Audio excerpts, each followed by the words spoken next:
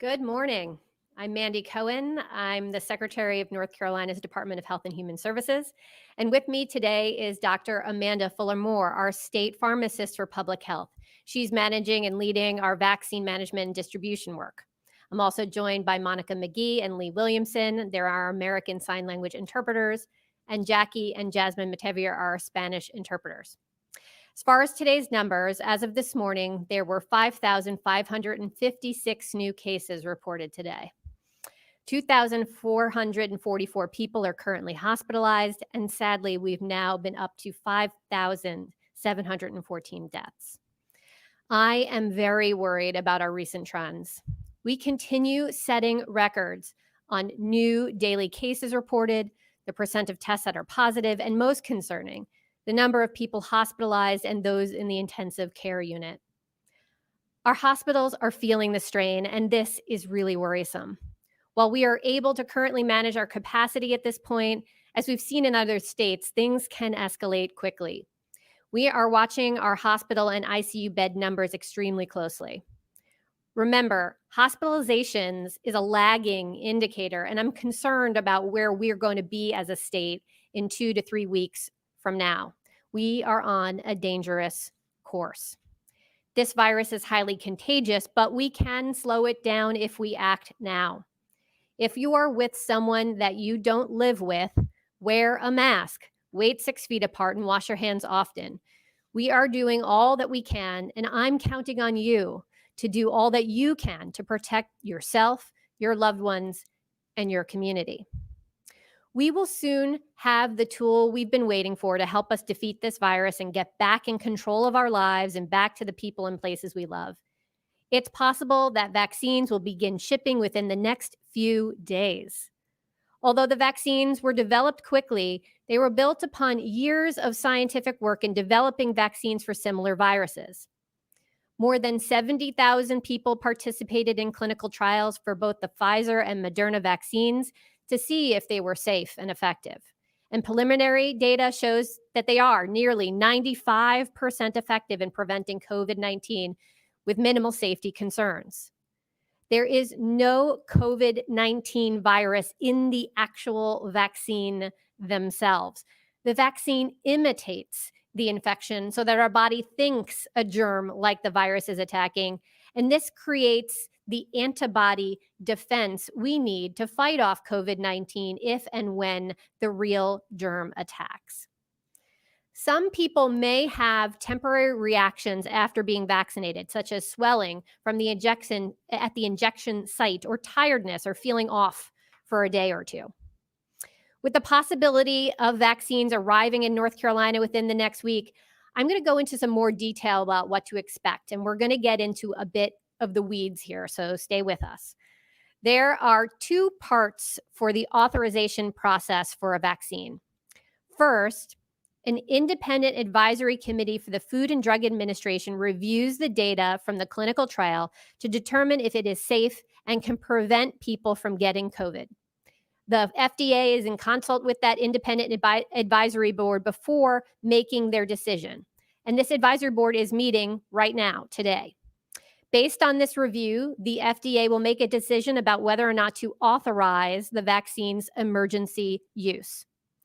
Second, there is another independent advisory committee of now the CDC that reviews the data from the clinical trial and recommends who should get the vaccine. So, for example, this committee could determine that the vaccine is not appropriate for a particular age group based on the data, or for people with particular conditions. This advisory board is meeting over this coming weekend. Only after both steps are completed can the vaccine be given to people. So, once the FDA, that first step, authorizes the vaccine, it will be shipped to 11 hospitals in North Carolina. These 11 hospitals have sufficient ultra-cold storage capacity to hold the vaccine while waiting for that second step, the final recommendation from the CDC. The CDC committee, again, is scheduled to meet through the weekend, potentially voting on recommendations this coming Sunday. However, if a decision were to be delayed beyond Sunday, the 11 hospitals have the capacity to safely store the vaccine for a longer period of time. After the CDC makes its recommendations, the manufacturer will begin shipping vaccines using dry ice to an additional 42 other hospitals in our state. These hospitals were chosen based on bed capacity, healthcare workers, and county population. The federal government will determine how much vaccine will go to each state based on our population. So, based on that, we expect to receive 85,800 doses of the Pfizer vaccine in this first shipment. These are going to be shipped in batches of at least 975 doses in a unit. So each location must be able to store this amount of vaccine in ultra cold storage or keep the shipping container refilled with dry ice for up to 30 days and use those doses within 10 to 15 days without needing to refill the dry ice. Independent state and federal public advisory groups have determined the best way to fight COVID-19 is to start with vaccinations first for those most at risk and then reach people, additional people as the vaccine supply increases. Therefore, as we've been talking about, the initial supply of vaccines are going to go to vaccinate healthcare workers at high risk of exposure to COVID-19, those who are directly caring for or cleaning the areas used by patients with COVID-19. As more vaccine becomes available, it will be distributed to more of the state's hospitals and then to our health departments to focus on vaccinating, again, those high-risk healthcare workers. Once hospitals have vaccines, they're also going to stagger that administration to staff. We know that some people, as I mentioned earlier, may have temporary reaction to the vaccine. So doing that staggering is going to help avoid any potential staffing challenges. Long-term care staff and residents are also one of the first groups who will receive a vaccine. Giving vaccinations at nursing homes and most adult care homes is being managed by the federal government through a partnership with Walgreens and CVS. We anticipate that they will begin vaccinating staff and residents once the second vaccine by Moderna is authorized, so not this first Pfizer vaccine. As more vaccine becomes available, vaccinations will be offered in a variety of settings to everyone who wants one, including clinics and pharmacies, as well as vaccination events in the community, but we're not there yet. When the vaccine's available, it's going to be free to everyone. Any fees associated with the administration of the vaccine will be paid either by your insurance company or by the government. We plan to begin sharing data about vaccines and who's getting vaccinations on December 22nd, and that will be information that we can update weekly. Okay, I know that was a lot of detail. As you can see, this is a huge effort. We know there are going to be bumps in the road with any sort of major challenge of administrating a vaccine program of this scale. We're doing everything possible to be prepared based on the information we have now from the federal government. But remember, we are learning new information every day, and we're going to need to incorporate that into our work. Before I open it for questions, I want to remind everyone that our modified stay-at-home order goes into effect tomorrow. This order requires people to stay at home between the hours of 10 p.m. and 5 a.m. Businesses, including restaurants, bars, entertainment venues, personal care businesses, most retail stores, and more, will be required to close by 10 p.m. In addition, all on-site alcohol consumption sales must end by 9 p.m. And as you think about the upcoming Christmas and New Year's holidays, I have a tough ask yet again. Please avoid traveling and gathering this holiday season. But if you absolutely must, it is essential that you get tested ahead of time. Wear a mask all the time, keep it small, and keep it outdoors. All right, That was a lot. So with that, I will stop there and turn over to your questions. And again, I'm here with Dr. Fuller Moore, and we'd be happy to answer all of your questions about vaccines or whatever else is on your mind. Thank you.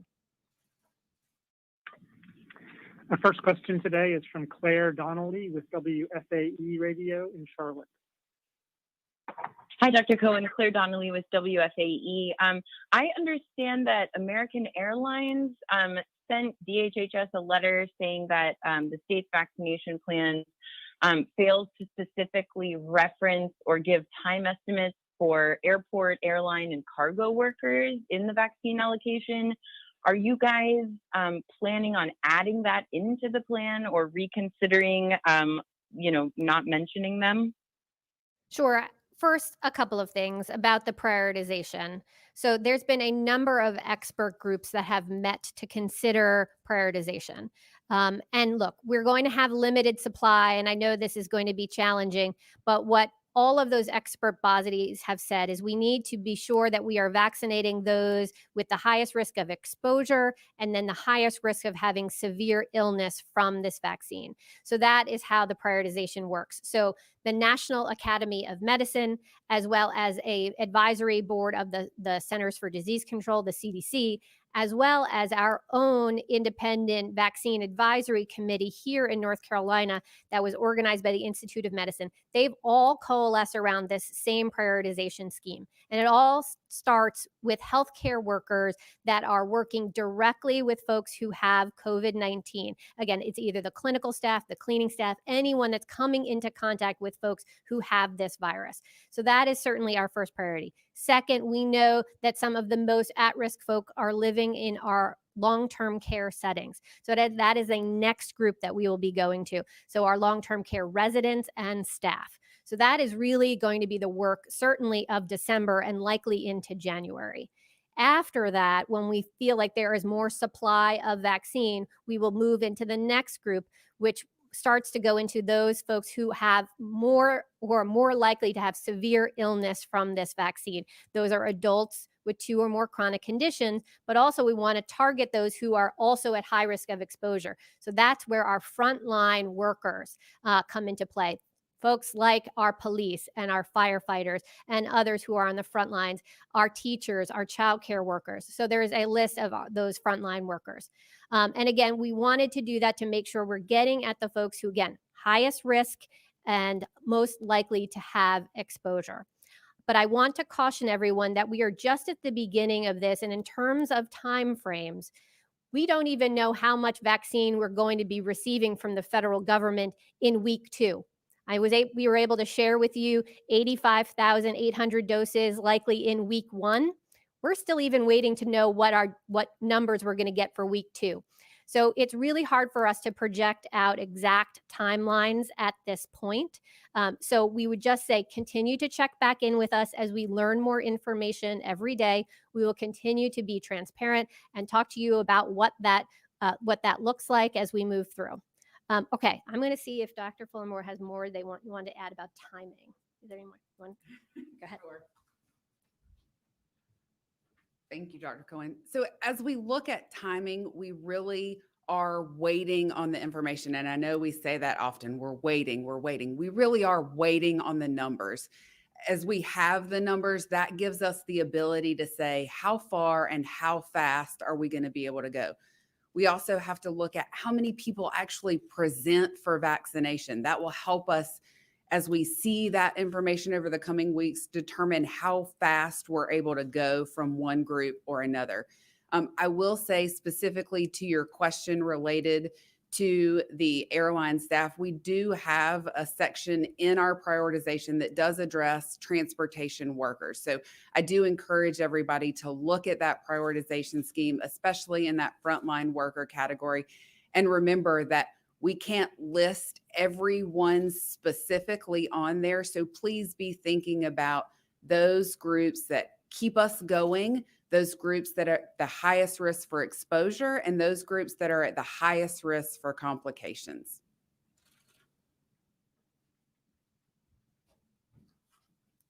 All right, thanks. Next question. The next question is from Hannah Jeffries with WITN TV. Hi, Hi, Dr. Cohen. Thank you so much for taking my call today. Hannah Jeffries with WITN. There are surge testing sites in Pitt County that are leaving in 2 weeks, but as cases continue to increase, do you anticipate more surge sites like these? And another thing, really quick, is there a plan so far for when the prisons will receive the vaccine? Sure. Thanks, Hannah. So first on Pitt County and surge testing. So yes, we want to make sure we are continuing our high rates of testing that we have seen across the state. I've been very pleased to see that in almost nearly every day, we're at 40, 50, 60,000 tests a day. That is good. We need to keep that up. Remember, vaccines are arriving within the next week, but again, limited supply, which means we have to keep doing all of the hard work around masks and social distancing and getting tested that we've been doing over these last number of months. So we're going to continue to have state-funded free testing sites across the entire state. I'd encourage folks to go look for that, particularly if they're thinking about their Christmas holiday. Please get tested if you are going to be gathering at all. Testing is not a free pass, though. Remember, if you get tested, you still have to wear a mask and be socially distant. Keep it small, keep it outside. So that testing will continue. And as far as vaccination in prisons, I'm going to turn it over to Dr. Fuller Moore. Thank you.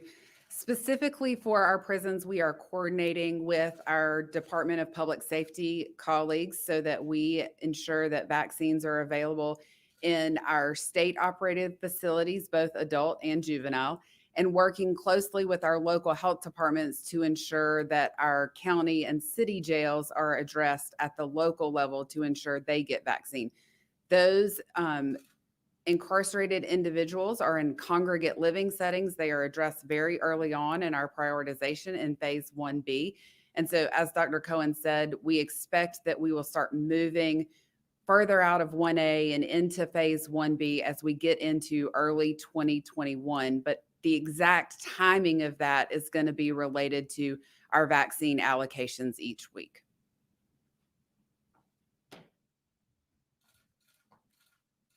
Great. Next question. Our next question is from Dan Goldberg with Politico. Hi, Dr. Cohen. Thank you so much for doing this. Actually, two quick questions. One, do you expect a new allocation every week, or do they come every day once we get rolling? And the second one is, I'm sure you've seen the polls that show there's still a tremendous amount of wariness regarding the vaccine. You spoke about it at the beginning, trying to reassure the public. Does North Carolina have the means at the moment to do a robust public messaging campaign, or is that something you're hoping the Biden administration will do? Do you need more federal money for that? Can you discuss a little bit about the messaging aspect? Sure. Thanks, Dan. First, yes, it will be a weekly allocation from the federal government. That is our understanding. But again, we are learning as we go here. As I said earlier, we've only received our week 1 allocations. We've not heard about week 2.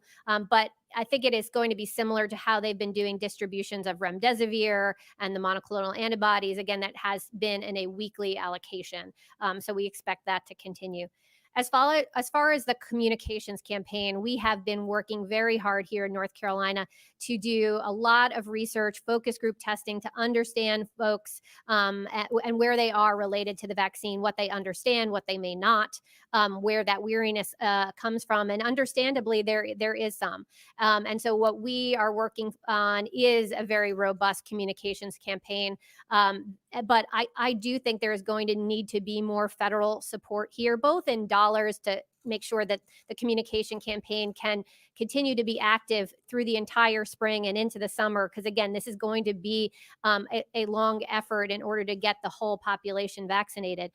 So it's not just to run that campaign for the extended period of time, but we are going to need, I think, a federal framework for how we're all talking about this together, because there's a lot of details here. And I think it's going to be really important that we're all singing off the same sheet of music, if you will. And so I think that coordination between the federal government and the state government, and all of our partners that we are all giving good quality, high quality, consistent, and simple information to everyone about vaccines. I think that's going to be really important. So yes, funding is important, but that coordination as well. We've already offered to other states to share what we have learned in our research. Every state is a little bit different, but there are tons of common themes that I think we can share across this country. Thanks, Dan. Next question is from Richard Stradling at the News and Observer. Hi, Dr. Cohen, Richard Stradling at the NNO, and thanks for doing this. You've said that all of the doses North Carolina receives next week will be first doses rather than holding back half for the required second dose 21 days later. I wanted to ask whose decision was that? Was that the state or the federal government or Pfizer, and why? And then how confident are you that the second dose will arrive on time? And, when do you expect to start setting aside second doses? Richard, thanks for that. I'll start and then let Dr. Fuller-Moore answer additionally. Yes, so all 85,800 doses are first doses. The federal government is managing the overall allocations. It was their decision to do that in terms of giving us just first doses, holding back second doses, and then 2 weeks later, in time for that next dose, they will be shipping us those second doses behind that. That was their decision, and we are making sure to adjust our operations accordingly. But let me see if Dr. Fuller-Moore has more to add. Thank you. Yes, we do plan for all of those to be first doses. We can look in our online systems that show us our allocations between us and Operation and Warp Speed and CDC, and we see that those second doses are there in line. So we feel confident that every 2 weeks we will be receiving the follow-up doses from the first dose. So for example, next week we will receive week 1 doses from Pfizer, and then in 2 weeks, so at week 3, we will receive those same amount of doses again as the second doses plus additional first doses. Again, we do see those numbers in our systems already, so I feel confident that they will flow in as expected.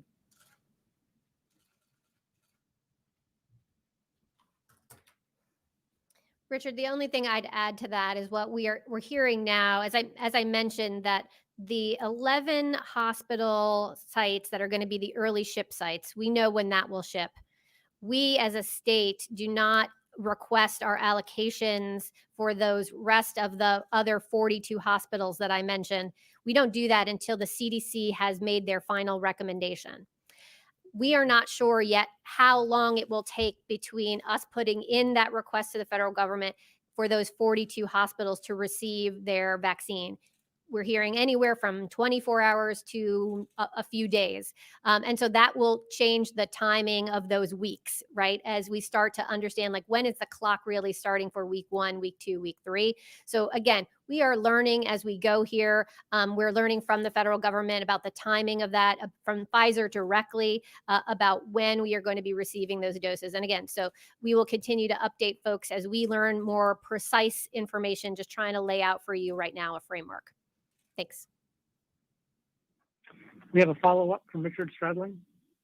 And partially answered this, but do you have any sense of how long before hospitals that are not in this first wave of vaccinations will be able to offer it to their employees? Sorry, Richard, can you repeat that? Yes, I'm sorry.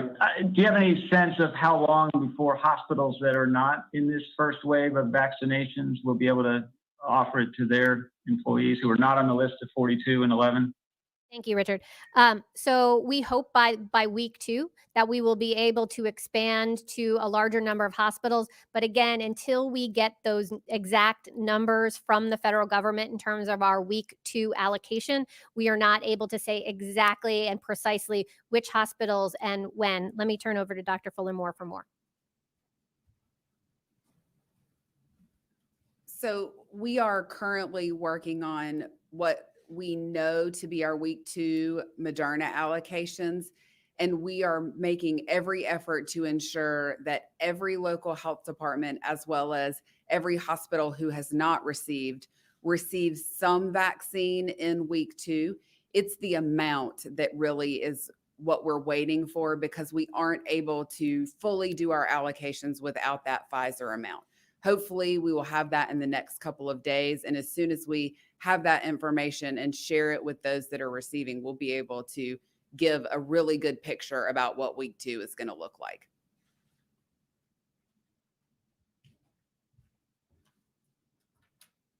Great. Next question. Our next question is from Grace Holland with WFMY TV, Greensboro. Hi, Dr. Cohen. This is Grace Holland with WFMY News 2 in Greensboro. You've already talked a lot about prioritization, but I wanted to ask again, because we're getting a lot of questions from our viewers who are curious why people who live in those congregate living facilities like nursing homes will have to wait a little bit longer than healthcare workers. You mentioned earlier that there are several groups and agencies that worked on this distribution plan, but can you kind of explain the logic that went into that decision? Sure. Thanks for that question. So first, when we were thinking about the overall prioritization, healthcare workers were the top. And so it was always our intent to be sure that we could be targeting our healthcare workers who are in direct exposure to COVID day in and day out when they're doing their jobs. That has been a universal recommendation from the National Academy of Medicine, from the CDC advisory group, and from our own North Carolina Vaccine Advisory Committee. And remember, for our long-term care settings, our nursing homes and adult care homes, that vaccination program is run entirely by the federal government. We here in North Carolina, it will come out of our allocation, but it will be Walgreens and CVS that is actually doing the vaccination work. And so we are in close coordination with them, of course, as they do that work. And we have quote unquote turned on that program for North Carolina. And so as soon as we are able to have our allocation, we think it will come from our week 2 allocation that will begin the process of CVS and Walgreens starting to do the vaccinations in our nursing homes and our other long-term care settings. Okay. Our next question is from Robin Kennedy with Fox 46 in Charlotte. Hi, good morning, Dr. Cohen. Thank you so much for taking my question. South Carolina has announced that they expect to receive 200,000 to 300,000 doses initially. And I know that not your decision as far as how it's allocated, but can you help us understand a population as small as South Carolina comparatively with North Carolina, and why South Carolina may be receiving more doses initially? Sure. I want to turn over to Dr. Fullamore, but so I wonder if those numbers they're giving are the amount of vaccine that they will have through the rest of this calendar year. That doesn't sound right in terms of a week 1 allocation, but let me see if you want to weigh in more. Thank you. We hear that a lot, and I think it depends on how states are giving their information about what their allocation is going to be.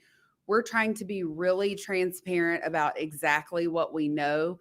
The solid number that we feel like we have right now is week 1. I suspect on the part of South Carolina that is their projection, what they're estimating that they will receive for the rest of 2020.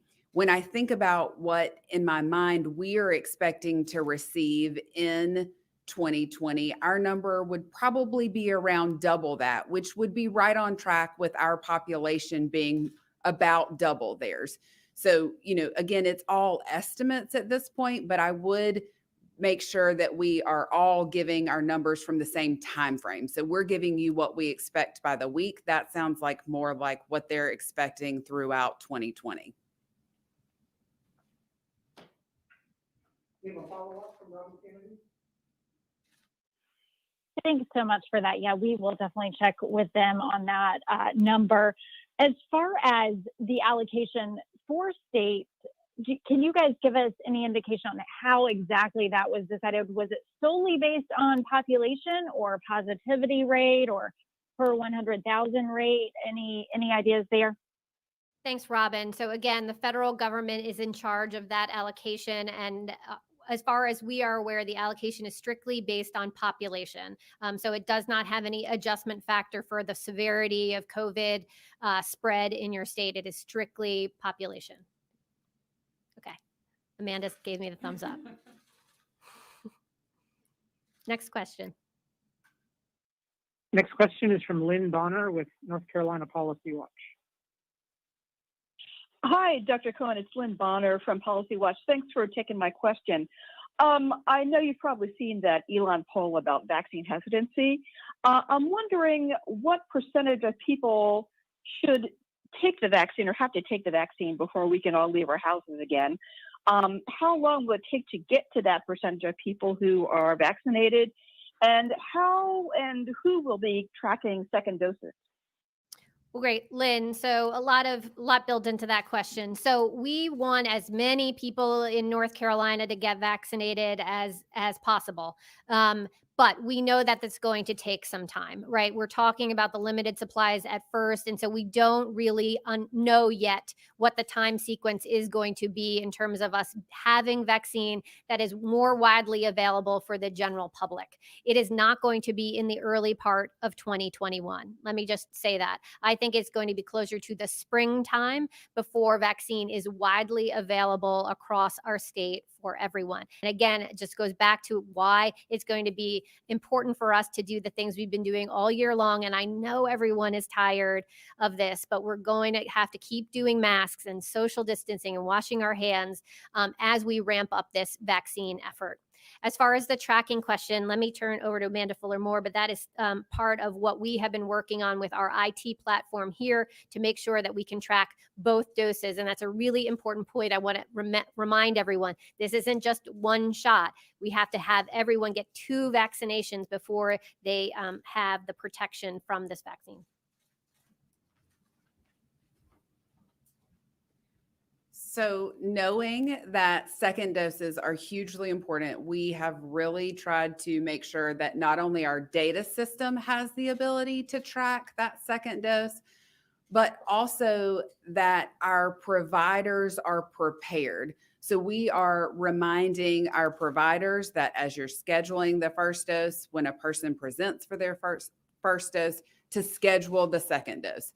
With the vaccines comes a set of ancillary supplies. In those ancillary supplies, so that's like the needles and the things that go with giving the vaccine. With those comes a shot card. We are asking providers to fill out those shot cards, give it to the vaccine recipient. If they have a smartphone, ask them to take a picture of it. Use their in-house reminder systems to text recipients of the vaccine so that they know, so that they remember to get their vaccine. Our technology system is also built to provide an email reminder. When people enter their email address, it will remind them. We've also asked our insurance partners to be sure that as they see claims for first doses, to provide those reminders about second doses. Part of our communications campaign will focus on reminding people that once you get your first dose, you still need to get your second dose. It is nothing short of a challenge. It really will be, because the vaccines are different. The Pfizer vaccine is about 21 days apart for the 2 doses. The Moderna vaccine is about 28 days apart for the 2 doses. And so making sure that people get Pfizer first and Pfizer second, because they aren't interchangeable, presents another layer of challenge to that second dose piece. But we do want to make sure we take every opportunity to provide those second dose reminders. So we ask everybody to participate in that challenge. You have a follow-up from Lynn Bonner at Policy Watch? Yes, thank you very much. Dr. Cohen, I'm wondering if you could say what the target is for the percentage of the population or the adult population getting vaccinated. Is it, do we need to get to 60%, 70%, 75%? What's the goal? Lynn, it's a great question, and I don't know that we have a precise answer for you. I think we want to make sure vaccine is available and that as many folks here in North Carolina get it. I think we're going to be learning more about this vaccine. First of all, how long does immunity last? Is there going to need to be an annual vaccination like we have with flu, and what does that mean for us in terms of what we need to do across the population? So I think it's too early to be able to say that, but I would say we need as many people as possible to get this vaccine, because if folks get this vaccine, it means it's going to be way less likely that they will get the virus itself. And then the virus will have less places to go, less places to be transmitted to, and it will help us going forward. So, our job right now is to make sure that we can get the vaccines that come to us from the federal government to folks that are high priority as quickly as possible. But again, we have to make sure that we're doing this in a way we are learning as we go. We're learning in terms of our numbers that are coming to us. We're learning about things. For example, I mentioned this in my opening remarks.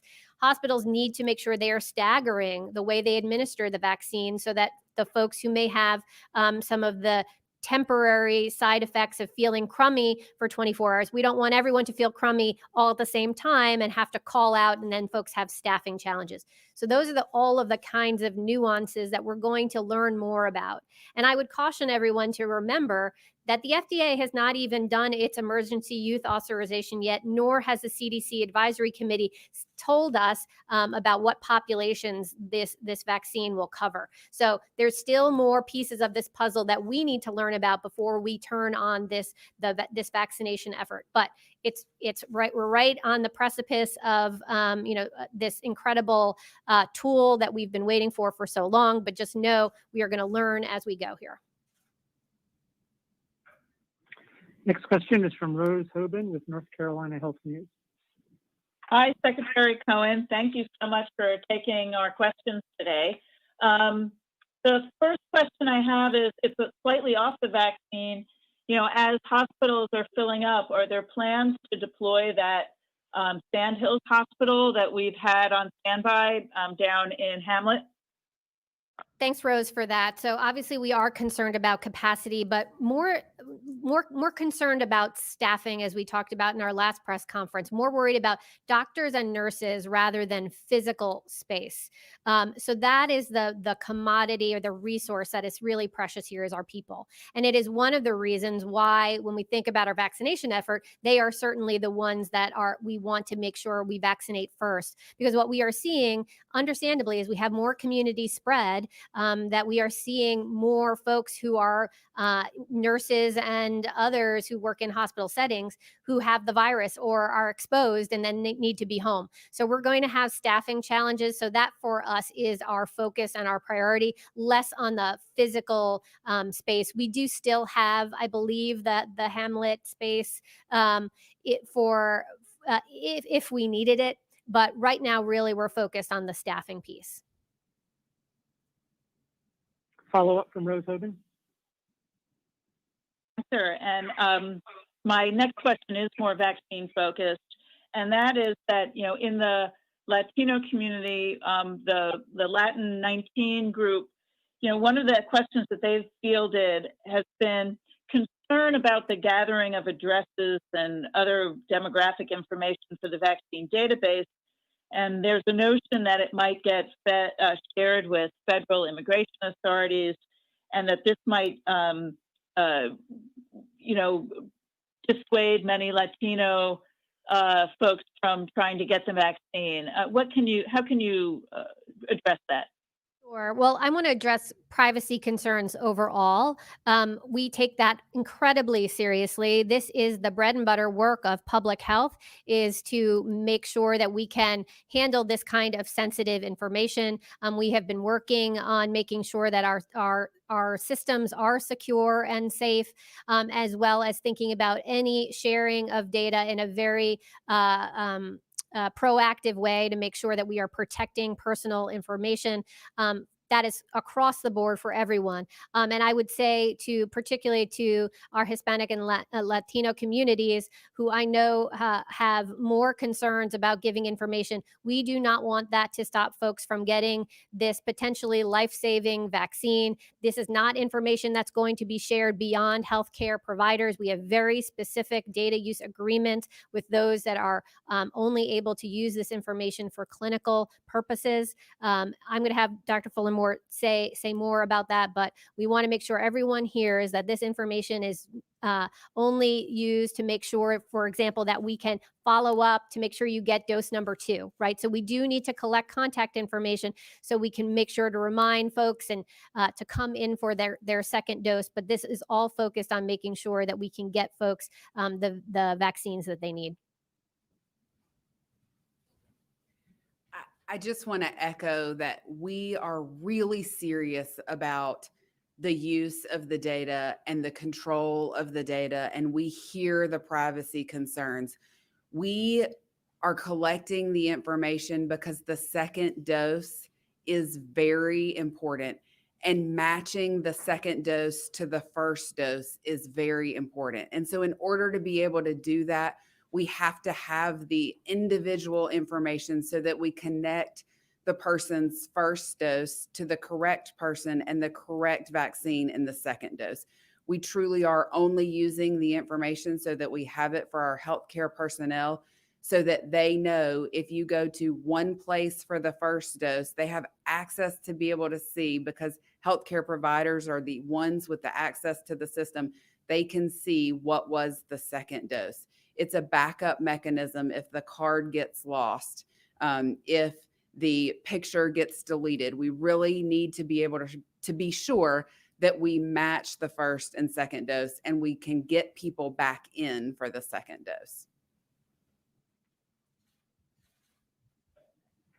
The next question is from Shelby Livingston with the Business Insider. Hi, this is Shelby Livingston with Business Insider. Thanks for having this call. I was wondering if you could talk a little bit about plans to get vaccines to healthcare workers in rural areas and some of the challenges that rural providers may be facing in this. Sure. Thanks, Shelby. Really good question, because as you know, North Carolina has a lot of our state is rural, and we're very much top of mind in thinking about it. As you've been hearing through this briefing, that the supply is going to be limited, and at first it's only going to hospital settings, and so thus those healthcare workers, who already work at those healthcare settings, are going to be the first ones vaccinated. But then, as we expand our supply, it's going to go to more hospitals and more counties, as well as our local health departments. And again, this is part of the work that they have done for years in terms of running vaccine clinics and doing outreach to make sure folks can have access to the vaccine. And I know folks in rural areas are not new to the transportation challenges that exist. And so we're trying to work through that. We hope as we get more and more supply that we can make our vaccination clinics even more mobile and go to folks and make sure that we are getting into those rural areas. But at first, when supply is more limited, it is going to be more centrally located in a particular county, either at the health department or a community health center. But again, as we have more supply, we hope to be able to be more mobile as we go. Anything you want to add? Thanks, Shelby. And our final question today is from Lauren Clayson with Congressional Quarterly Roll Call. Hi, thanks for doing the call. I wanted to follow up on a question about vaccine hesitancy. There seems to be a lot of concern about that among healthcare workers specifically, and I was just wondering if you've seen that there in North Carolina, and you said you've been doing focus groups and that sort of thing. If you have any data you could share around that, that would be wonderful, and also just how you're planning on addressing that for healthcare workers. Yeah, Lauren, thanks for that question around vaccine hesitancy for both healthcare workers, and I'd say we're also focused on long-term care workers, since those are the two big groups right at the beginning. And so we've actually worked with our hospitals, since they are the ones that are first going to be getting this vaccine. And I just met with all of our hospital CEOs yesterday, and they're being incredibly thoughtful about how do they talk to their own team about this. One way in which North Carolina is lucky is that we've actually had a lot of clinical trial participants here in North Carolina. Some of our biggest hospitals have had 200 or 300 participants already in these trials. So we're actually trying to use their stories and their experiences to help others understand what's coming. They're also thinking about making sure that the leadership, whether that's the clinical leadership or others of these hospitals, are first in line, getting these vaccines to show folks that they are confident in these vaccines in terms of being safe and effective.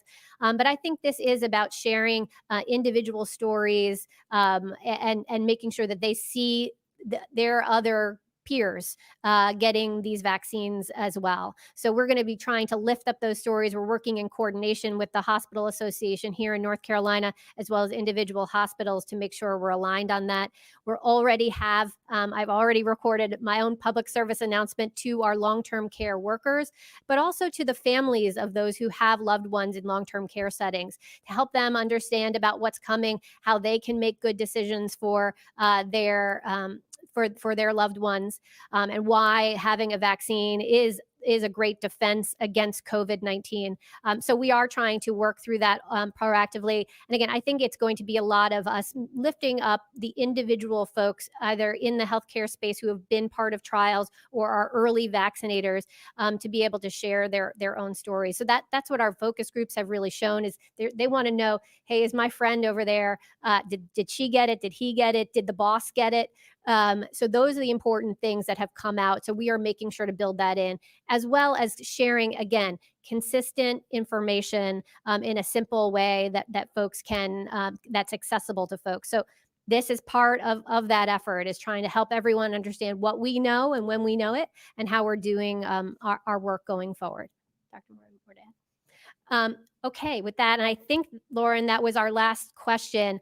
I know we spent a lot of time on vaccine today. I don't want us to take our eye off the ball, though, of our worsening trends. We have a lot of work to do here in North Carolina as we're in this holiday season. Please, please wear a mask all the time. Please do your 3 Ws. And if you are thinking about gathering for the holidays, remember to get a test. Remember to wear a mask all the time. Keep it small. Keep it outdoors. And importantly, stay well, and thank you for all you're doing.